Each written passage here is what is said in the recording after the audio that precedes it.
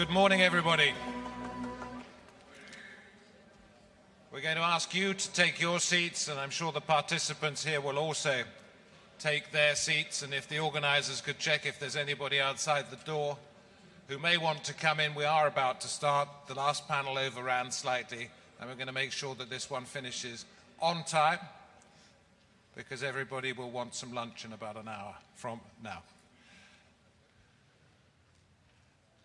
Please, gentlemen, Arantxa's already sat down. She was the first here, very polite. Thank you very much indeed. I know you're all extremely busy. My name's David Foster. I do a current affairs show on TRT World, in which we invite respected, knowledgeable panelists to come and discuss the issues of the day. Very much like this morning. What we have here are two ministers very much involved in the current situation involving Russia and Ukraine and the rest of the world. We have Slovakia. The foreign minister of that country is with us now. Talk about the refugees trying to get into his country and the dangers there, and what that says about Europe and strategic autonomy. We have the foreign minister of Latvia. I beg your pardon. Vice Prime Minister and Defence Minister is with us here, and we know what Latvia's position is vis-à-vis Russia and the dangers that are posed there. And we also have Josep Borrell, if you like, Foreign Minister of the European Union. I know there is a longer title which involves High Representative, but I think for now we see you as the face of the European Union when it comes to foreign affairs. And we have Arantxa González Laya, who is a former Foreign Minister of Spain. Thank you very much indeed, each and every one of you, for coming to join us today. I'm going to start, because this is a conversation, I'm going to start, in a sense, Senor Borrell, by putting you in the dock here. You represent the European Union and foreign affairs. How is it possible, and I'm going to ask the questions of Ivan and also of, where are we now? Sorry, I've lost my place a little bit. We're going to ask the question of these two countries here. Do you feel your interests, Ivan, and the interests of your country are being well served by having a collective European voice, or are your interests so unique and individual that that is not possible to have a European autonomy? Should I start immediately? Please do. Okay, thank you. Thank you for that question, and I'll come back to it in a minute, but I cannot but start by saying 2-3 sentences that, from my perspective, are important. Number one, I want to recognize and appreciate a very clear position presented yesterday by President of Turkey, Mr. Erdogan, when it comes to clear support for Ukraine's territorial integrity, sovereignty. This is very important, and I too want to thank the Turkish diplomacy for their effort when they've been trying to get the two sides to the table. Of course, nobody expected immediately a breakthrough, but the Turkish effort is something that we needed, and we recognize. That's number one. Number two, I'm sitting here at the conference in wonderful place in Antalya, but I'm Slovak Foreign Minister, and I'm representing the country which is now directly confronted and exposed to unprecedented dangerous situation. What does that mean? Our neighbor Ukraine is a subject of military aggression, unjustified, unprovoked. We deplore that, and I'm very glad that the West and its institutions are very united in supporting Ukraine. It is absolutely unacceptable in the 21st century that one country says that the other country, its neighbor, has no right to exist. That was the justification for this military operation. And number three, yes, it is Slovakia, so countries directly neighboring with Ukraine, which are now facing the unprecedented, again, migratory wave when people are fleeing Ukraine in order to save their lives. In our case in Slovakia, it means that up until now it's 180,000 refugees that came, of course, mainly from Ukraine, but I met with many colleagues here in Antalya who have been thanking me because Slovakia opened its borders. So it's not only Ukraine, it's everybody, and there are really dozens of nationals from other countries who are now seeking refuge in Slovakia. 180,000, 15,000 per day. And I can tell you, if it continues, the conflict, if it continues, the burden will be not bearable. Poland, 1.5 million. I mean, if we hear, and I think Joseph, our colleague, will say it, could be 4 to 5 million very quickly. So we are struggling with that, we are coping with that, we are showing solidarity, and I thank everybody, the whole community who is trying to help us. And last point on this as well. When I was entering the room, I received SMS messages from our Consulate General, which is right at the border with Slovakia in Uzhgorod. So it's not east of Ukraine, it's the very west of Ukraine. And people were ordered to immediately go to shelters. So this escalation must stop. It is absolutely unacceptable. Sorry for taking 3-4 minutes, but I'm on the palace of my country and I have to share what we are experiencing right now. And I remember your question. Of course, Slovakia is well served if there is the highest possible unity in European Union. It is a fiction if somebody believes that you can bilaterally, individually, on your own, serve your interests better in this kind of situation. It's not only Ukraine, it's the globalized world, it's the huge pressure in all areas across the board, where a country like Slovakia, 5.5 million inhabitants, can no other choice but to become member of something that is bigger, which is ambitious, which wants to be equipped better to act on its own, but together and in a coordinated way with its allies. So absolutely, Slovakia's vital national interest is a functioning European Union and a strong NATO alliance as a defensive organization. Thank you very much indeed. That is the ideal. That is what should happen. We'll examine whether in fact it is happening.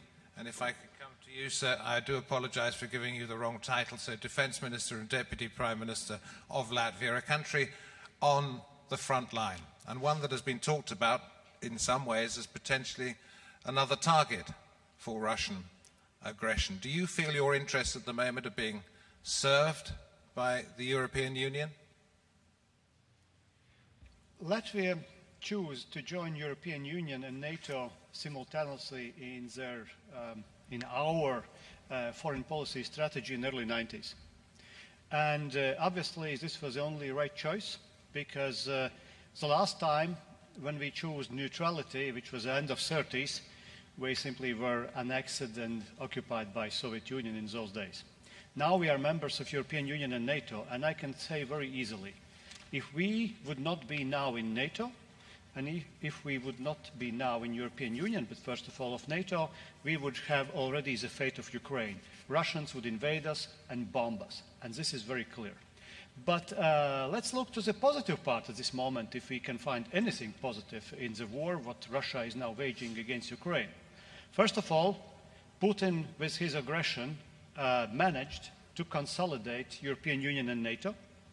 I think we are going to rework all our strategic papers, strategic compass, what Joseph is responsible, and also strategic compass of strategic concept of NATO, which we have to adopt in Madrid. I very much hope that they will be merged together with the same ideas, because we know that before this invasion, before the aggression against Ukraine, there have been still some bureaucracy, in Europe, and some diplomats in some countries which were hoping for beautiful relationship with Russia, which were seeing their a country with the same values with Europe, with the same political principles. And of course, it also showed that actually that strategy, if we speak about strategy, which is on the wall here, that strategy what was ruled, or which was active and used during 90s and later on towards Russia, namely We engage with authoritarian countries, and then once we engage, we trade, we make together business, we kiss each other, and then they become like us. It was totally wrong strategy, which did not work, because they never will become like us in a sense in authoritarian countries, but we will slowly become corrupt and become like them. And this is, we can see this in the European Union and European countries as far as dependency on gas, on oil, where now once we need to use those sanctions, we can't use them because many countries might freeze. Now, the second thing where we actually appeared wrong in our strategy was, I would say, indirect encouragement for the war against Ukraine. Because in 2008, our response was weak. In 2014, our response when Crimea was annexed, it was weak. Later on, we warned that Belarus is going to disappear from the map. Belarus basically disappeared now from the map. What was our reaction? What was our engagement? We were still hoping that we send some missionary, to Moscow. We sit with Mr. Putin, and we talk with him, and then he will become a kind guy. No. The thing is that the right answer and actually the, I would say, analysis of the strategy was told by Dmitry Medvedev in a pre-staged Security Council of Russia few days before aggression started, where he told approximately like this, I'm not quoting every word, but the idea. Look, first we invaded or we started war with Georgia, then the West installed some kind of economic sanctions against us, and then some days later they will crawl to us and ask for normal relationship as always. So that's how they were thinking. So this is our encouragement. We did not act. We were thinking that this will pass because we were taking care of our money, but if we do not spill money, we have to spill our blood. And now we have no more anywhere where to retreat, dear friends, because now they are knocking on the doors of Europe. And I would say that the only thing what we can do now is maximum economic sanctions and maximum military and different other type of support to Ukraine and to Russia. I think it's important for us as a journalist, for you as a journalists and reporters, to remember that we don't need to agree on the narrative what Kremlin is proposing. For instance, the narrative about NATO expansion. No, NATO is not expanding. European Union is not expanding. Better, there must be a little bit of a self-criticism in Kremlin, where the leadership should ask, why all these countries actually so much want to join European Union and NATO? Maybe if the Russian policy would be the policy which would not endanger their neighbors, then nobody would be willing to join these organizations. That would be the best policies what Russia could do. I will stop now, but if you have comments, critics or questions, you're highly welcome. Thank you. And we will open it up to the floor a little bit later on. Thank you very much indeed, Artis. I just want to do a follow-up, if I may. If you're saying, or we are suggesting, that strategic autonomy equals acting as one, as a grown-up body with responsibility, then are you saying that the European Union is doing so now, but completely failed in the past decades? Well, actually, I am a little bit puzzled always once we bring up the question of strategic autonomy, because different countries and different politicians understand strategy and autonomy differently. For instance, I definitely do not want to see that strategic autonomy of Europe means something like cutting ties with our transatlantic allies, for instance. Secondly, if you want to act autonomously, do you have the means to act? Because as I was learning from the first European political scientist, Niccolo Machiavelli, then if you want to do something, and the biggest mistake of politicians is to live in illusionary world. So if we are just adopting papers, creating new institutions, but we don't have a backup, a hardware. So here I would assist our foreign ministers in Europe would tell that, if you want to bolster your words, you need also some defense ministers behind you. So in other words, you need a means to implement those policies, not just papers. So from that perspective, I don't care how we call what we call. The important thing is that we as Europeans can stand together And yes, Putin brought us together now. We can act immediately together, and we have a means to do this. And of course, we are not hindering or cutting smaller countries, and there are not like 2 or 3 countries, for instance, in Union, which would dictate other countries how to live. So we're talking about collective responsibility and collective acting action. as a grown-up, if you like. I will come back to you, but I want to bring Joseph in at this point. Please forgive me, Arantxa, but I want to get your view as somebody who has seen it in the past, as a former foreign minister, in just a second. But I will ask Senor Borrell to respond to what he's heard, because what I'm hearing is that Europe may well be acting as one now, but it hasn't in the past, and it needs to understand that if it is to survive and confront threats and act as one, autonomously, then now is the time to realize that there were mistakes in the past, there can't be mistakes in the future.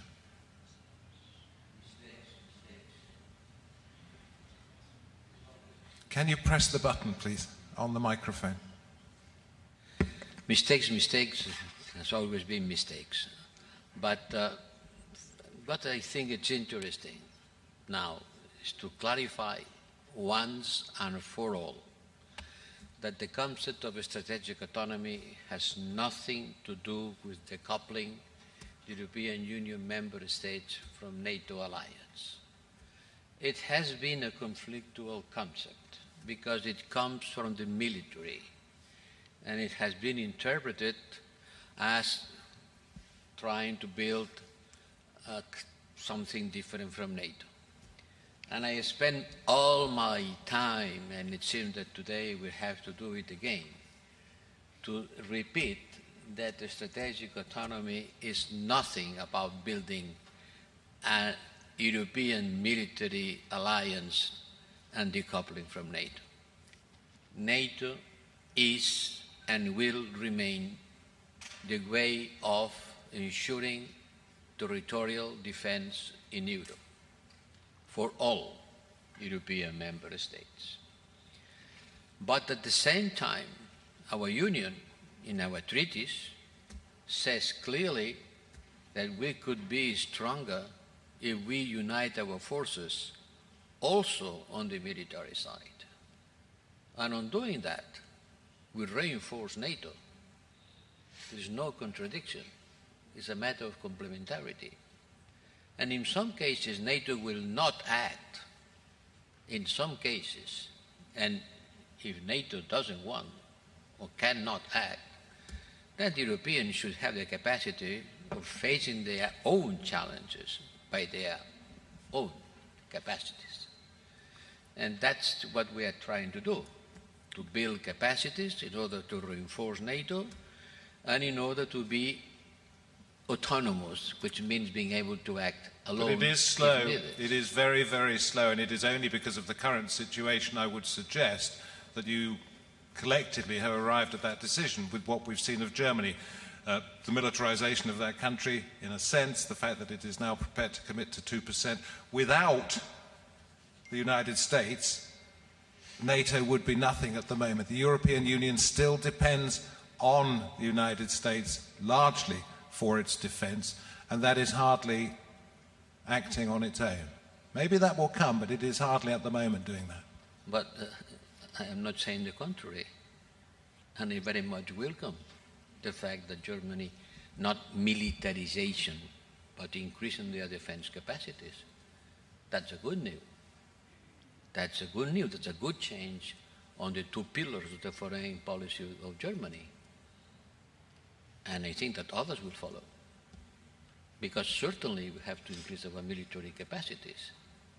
In 1975, when the Helsinki Agreement, the countries that today are members of the European Union were spending on their military capacities 4% of the GNP. And then the nuclear threat decreased. It came a kind of nuclear peace or nuclear stability, and much more after the fall of the Soviet Union. And we decrease our military expenditure in average today at about 1.5, from 4 to 1.5 in 50 years. It's certainly not according with the challenges that we have to face. Okay. Can I bring in Arantxa at this particular point? You've seen it before. You've been a foreign minister of a European Union country. And no matter what Senor Borrell says about the ability of the European Union to increase its military capacity, its spending, it was reluctant, by and large, as a group, to do so until now. And in fact, the idea of Germany re-equipping, if you like, and increasing its military spending to 2% of GDP, which was what the United States had demanded, was something that many European countries actually feared. So it's been forced into this situation. That is hardly the attitude of a grown-up, autonomous institution that is prepared to look after itself and its members. That's my suggestion. So my take is a little bit different, David. This is an existential moment for the EU, but it's not the first one. In this century, 21st century, the EU has gone through 3 existential moments. And every time, pundits have said, oh, the EU's too weak, oh, the EU's not going to do it, and yes, okay, Europe is a democratic space, and it takes time to build the responses, but on the 3 occasions, Europe has moved forward. Let me describe them for you so that we are clear of what our diagnostic is. First existential moment, financial crisis of 2008, the euro was at stake. Pundits bet on the euro breaking. Pundits bet on the euro weakening. And they lost the bet. The EU broke a taboo. The central bank intervened massively. Second existential moment, COVID crisis. It was a threat to the European socio-economic model. And pundits bet that Europe would not be able to save its socio-economic model, that the European Union single market would break. And they lost the bet. Europe again broke another taboo. And here came next generation EU. Common borrowing. And now is the third existential, and it's even more existential than the previous 2 ones because it's about our freedoms, it's about our sovereignty, it's about our integrity, and that touches upon a very fundamental issue for Europeans. I guess it would be the same anywhere else in the world. And the response is there. So a warning for those that bet against the EU, be careful where you place your money. Because what Europe is showing is clear determination to react, to protect its model, its social, economic, and political model. Now, yes, granted, it takes time, and we can all go back and look at what we did wrong. But let's focus now in what I think matters, which is determination, cool-headed, and keep moving forward. Now, we will not be able to do this alone, and I hope we talk about this because we are going to need a lot of friends to make this enterprise work. But don't bet against the EU, you will lose your money. That's my message, David.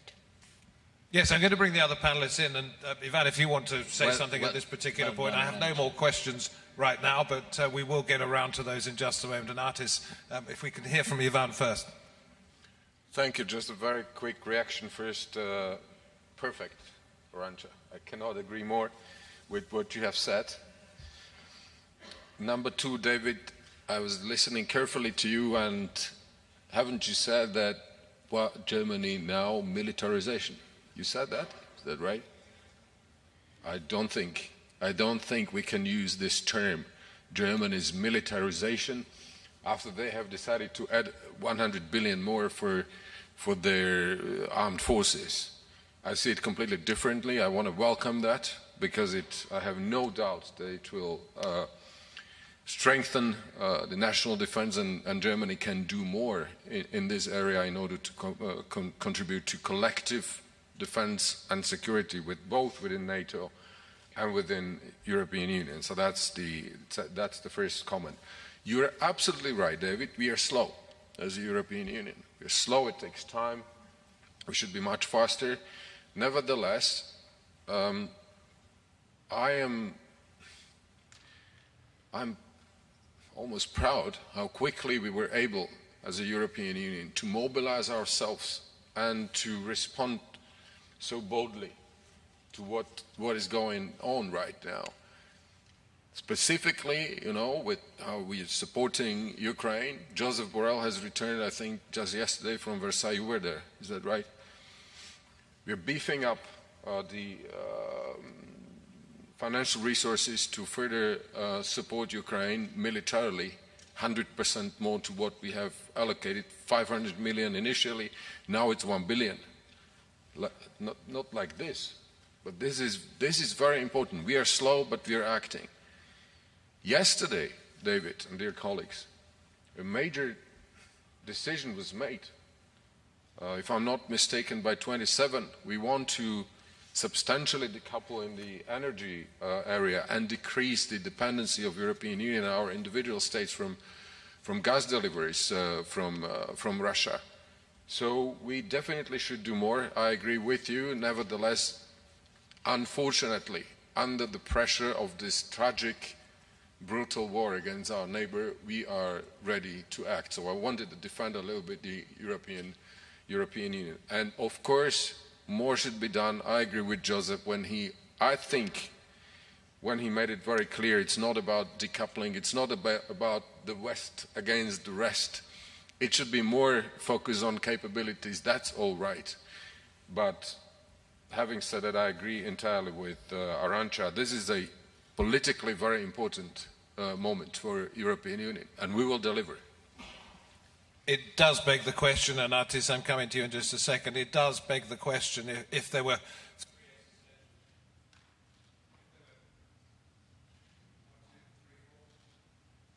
Raise my voice. If there were three existential... I haven't been using these ones. Just press the button. Yes. 1, 2, 3.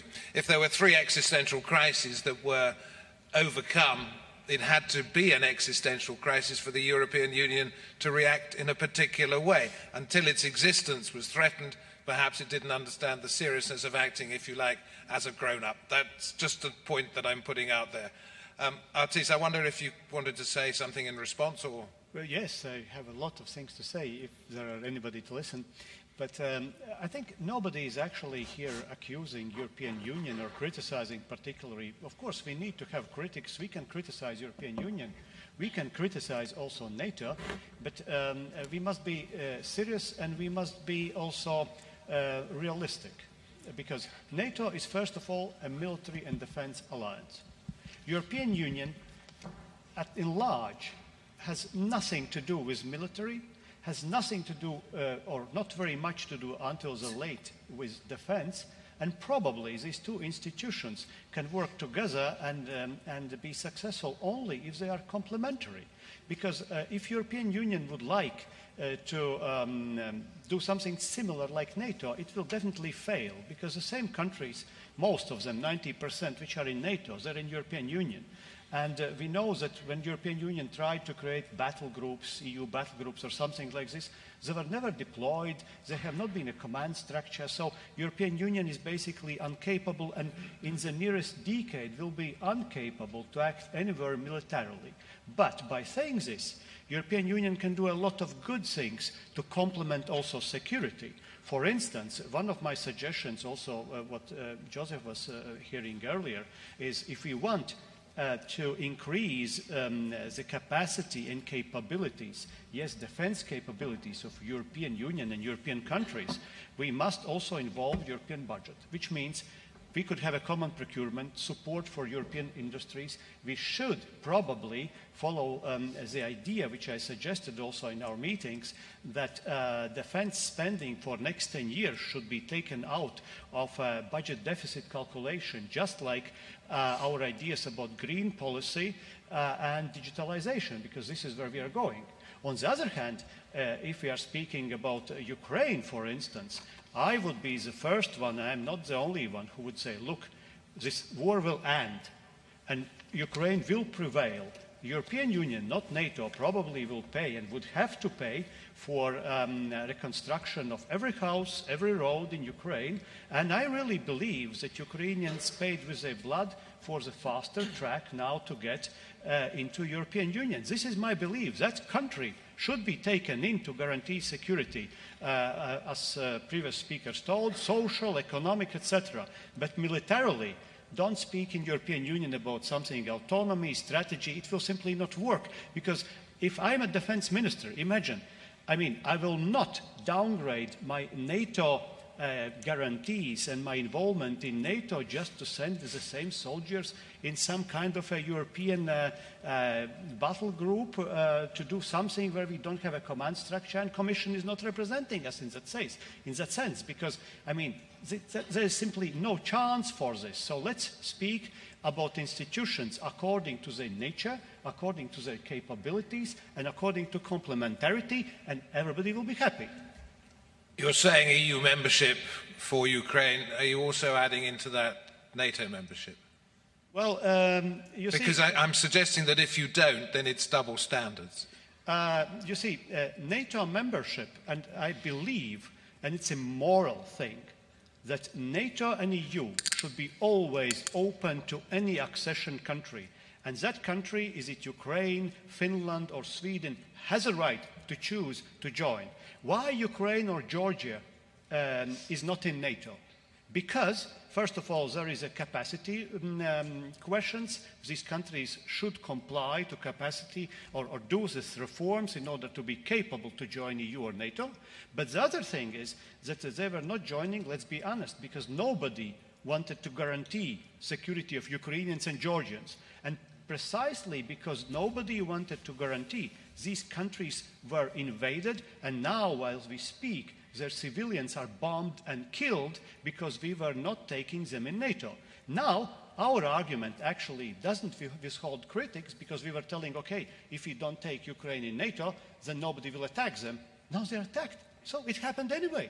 So I think this question will be in future open again. The only way how we can avoid Ukrainian NATO membership is simply to ask to change mind in Kremlin and Moscow and tell, stop threatening your neighbors. Can we throw this one to you, Senor Borrell? Because there is two sides to this argument. One the military side, one the economic, political and social side, the NATO membership and the European Union membership. Do you believe, as has been suggested here by the Defence Minister, the Deputy Prime Minister, that these talks should be accelerated? Which talks? About the European Union, joining the European Union. Well, that's what yesterday the leaders decided, that these talks about adhesion will be accelerated following the pattern that it has to be followed. You cannot decide overnight that the membership cannot be decided overnight by a political decision. There is a procedure, and the procedure has to be followed. The procedure has started, and it will be conducted as quickly as possible. And the recognition of Ukraine being a member of the European family, it's the starting point of the process. But let's go back to the idea of autonomy and their military dimension. And I have to repeat one again, because it seems that my colleague has not understood yet, that it's not at all about creating a military capacity of the European Union that becomes a European NATO. But I think that the Europeans have to have the capacity of pooling their forces for doing some missions.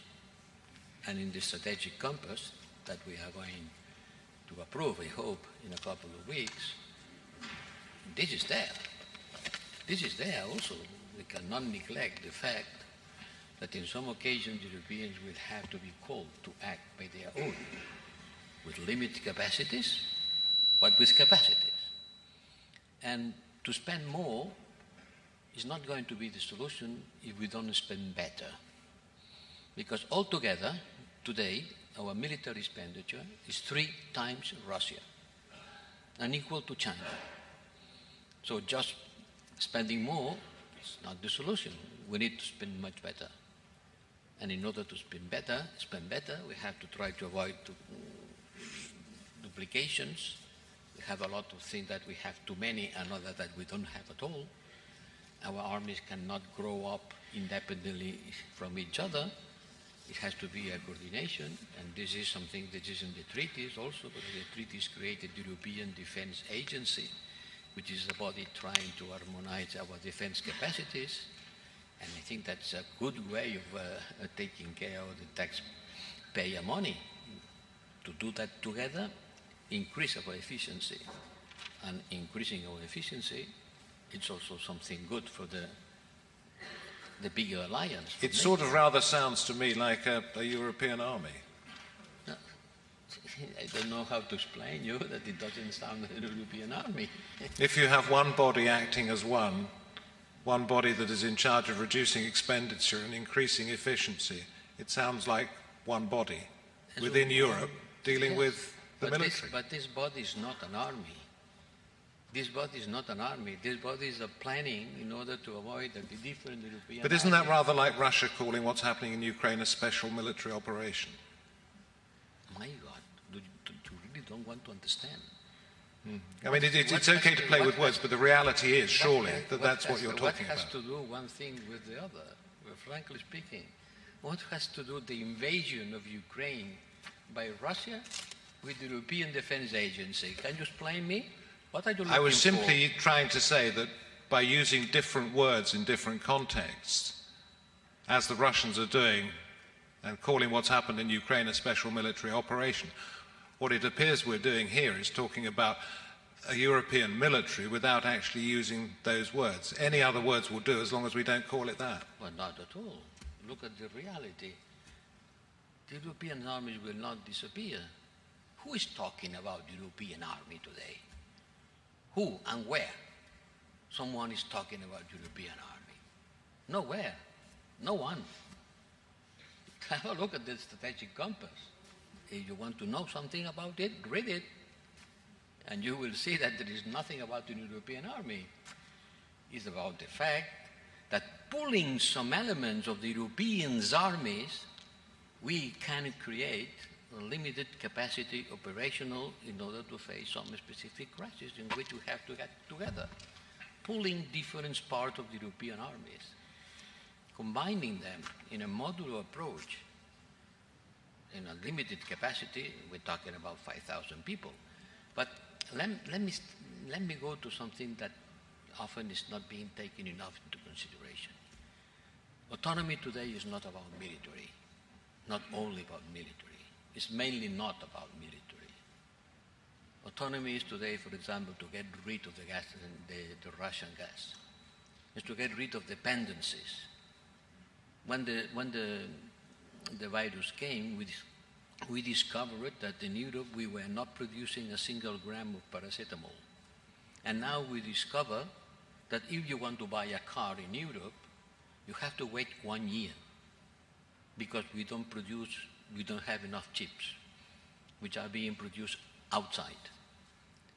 And then we realized that we are lagging behind on the digital revolution and we are dependent. Autonomy means not dependency. And we are too much dependent on Russian gas, on microchips from the from the Far East. We are dependent on easy things to produce like paracetamol. We have to rebuild our capacities and to get rid of dependencies. Some of them are being created by natural factors because gas is in Russia and not in France. And others are being created because we had a feeling that the market will solve everything and that the global market will provide everything at any time. And it results not to be true in times of crisis. And now dependencies are becoming weapons. And we have to recover independency to build autonomy and to be able to act by our own and not be independent as we are today, for example, the Russian gas. So if I could put this one to you, Arantxa, thank you very much for just listening for the time being. It appears what we're hearing here is aspirational rather than realistic in the year 2022. The European Union would like to be able to be autonomous. So what does it... Would like to be, no, will become. Well, we don't know when, that's the point, and you're saying it doesn't happen at the moment. So what does it need to do to be able to stand on its own hind legs, if you like? It's very interesting because we Europeans are a bit baroque. Sometimes we get entangled with concepts and words. There is an incredible Italian that managed to convey exactly what strategic autonomy means, which is whatever it takes. That is a strategic autonomy, is the ability to do whatever it takes when it comes to touching on your existential issues. So let's call this a strategic autonomy our whatever it takes moment. So we are building this whatever it takes. We've been building it in a more accelerated way more recently. We know that this means strengthening our economic base, our competitiveness, our industrial base. It means that we've got to invest heavily on digitalization and everything that goes around it, from capacities to regulation. And it also means that we've got to build whatever it takes on the military and defense side. And it starts with spending more, but it follows with spending better. And it's working with allies, because this is the most intelligent way to move forward, but it's also having the capacity to move even when sometimes your allies fail you. And it's not the first time that we've been in this situation. So it's this whatever it takes that we are building patiently. Now, let me, David, mention three things that, from an external point of view, we need to look at when building our capacity to act. And it's got to do with, first, managing our relationship with China.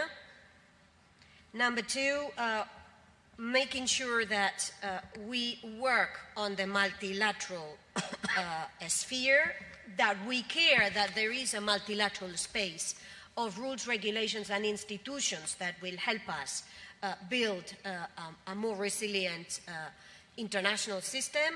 And is three, working with allies. And on this, maybe let's start with Turkey, which is where we are today, where, in my view, the EU has also, and Turkey, need to work to redefine their relationship. It's too important a relationship to not pay enough attention.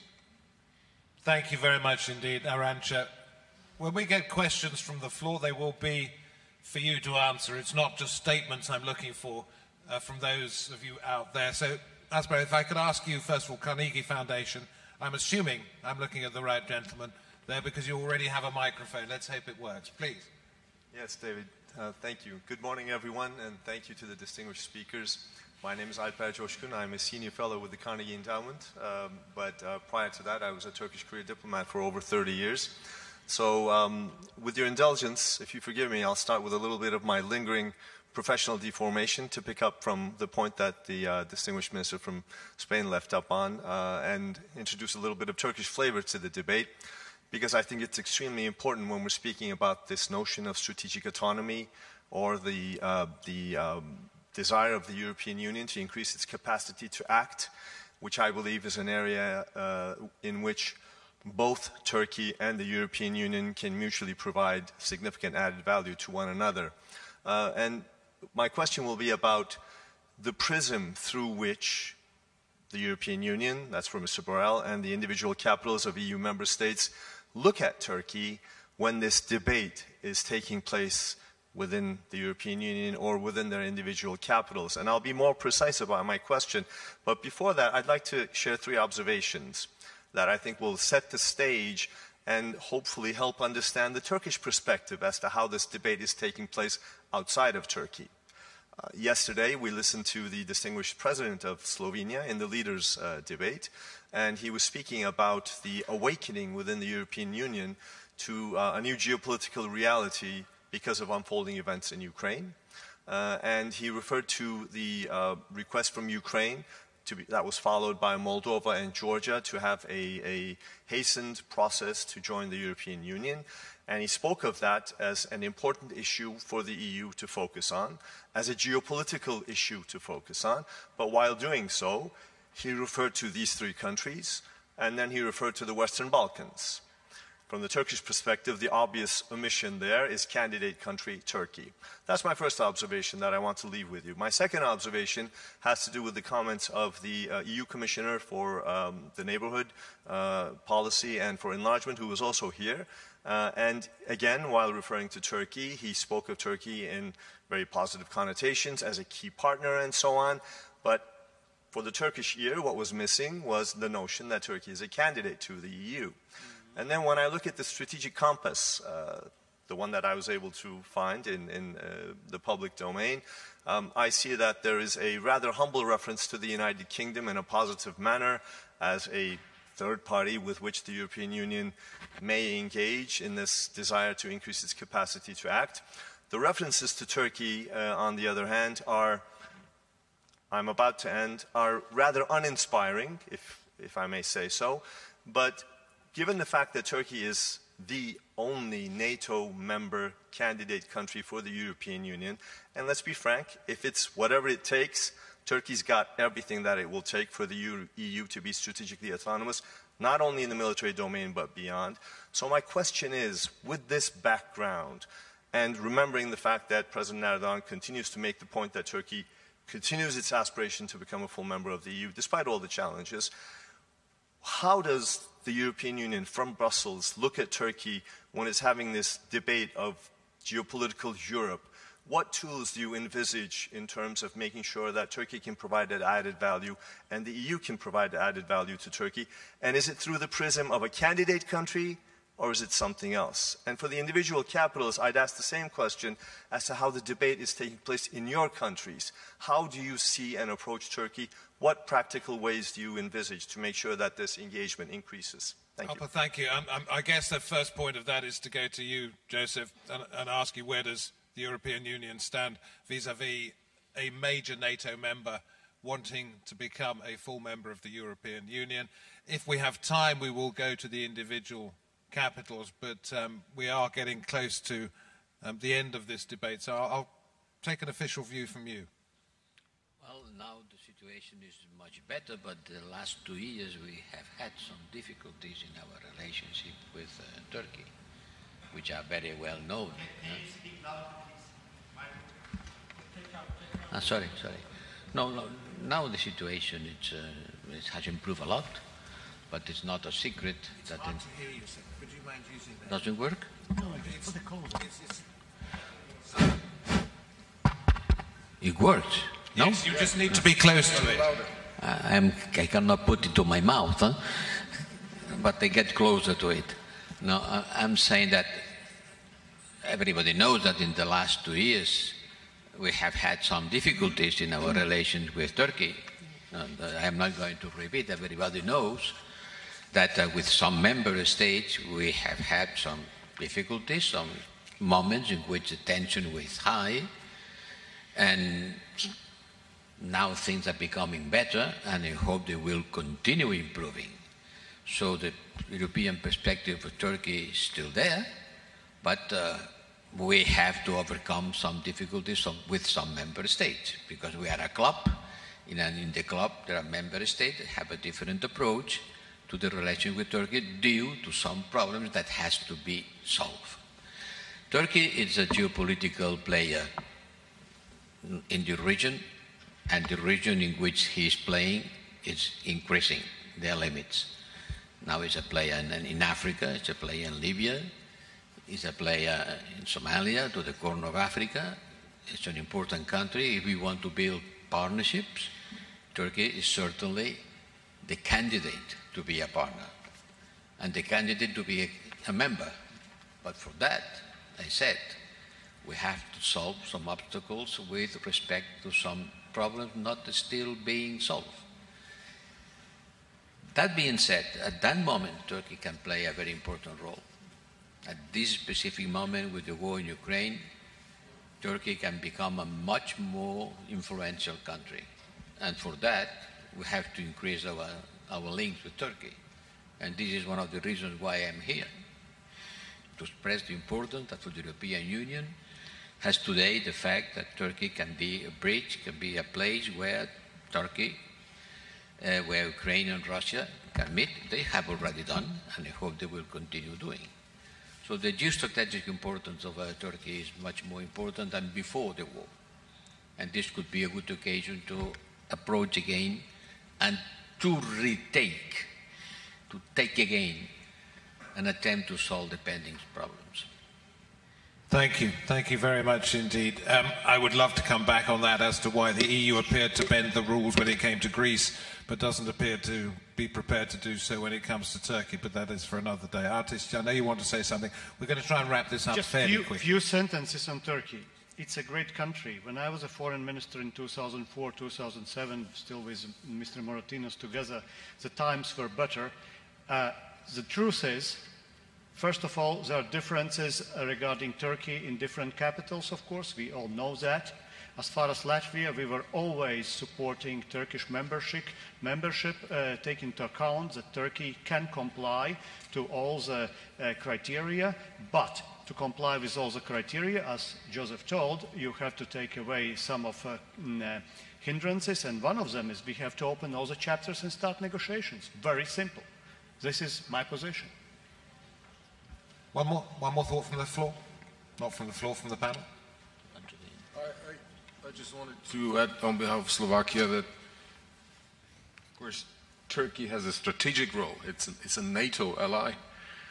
It's a candidate country, but the most important point, I think, was made by Joseph when he said it can play even a bigger role. So to our colleague, I'd like to say that this is exactly what is in Turkish interest, and we are not here to teach publicly what should be done because our Turkish friends know it.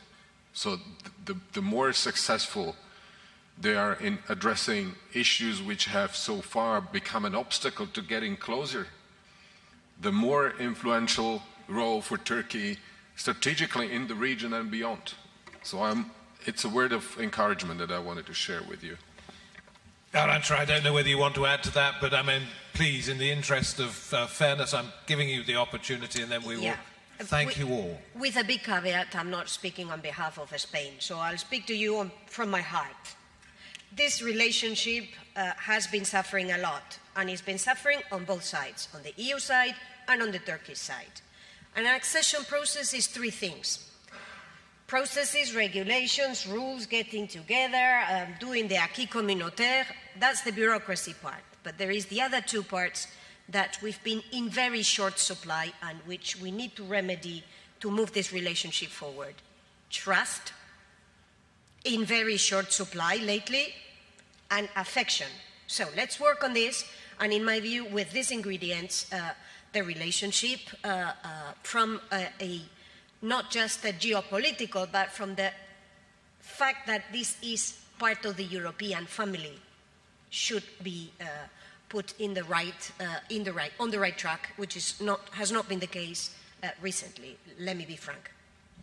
Thank you very much indeed. I do wish we had the opportunity and the time to be able to go to more people on the floor, but we have used up the 1 hour that we had for this. Thank you very much indeed for your point from the floor. Sorry to cut you short, but time is the biggest enemy we have up here. Thank you very much indeed. You might think from the names behind that there were many more of us than actually appeared on stage, but for those of you who took the time to do so, thank you for coming on this panel, and thank you for listening.